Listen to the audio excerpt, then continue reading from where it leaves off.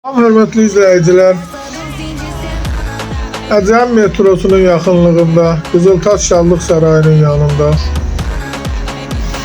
Qərənfil bağçanın yanı, 240 nömrəli məktəbə yaxın, 5 mərtəbəli binanın 2-ci mərtəbəsində elə bir super təmir 2 otaqlı evimiz çıxıb satışa.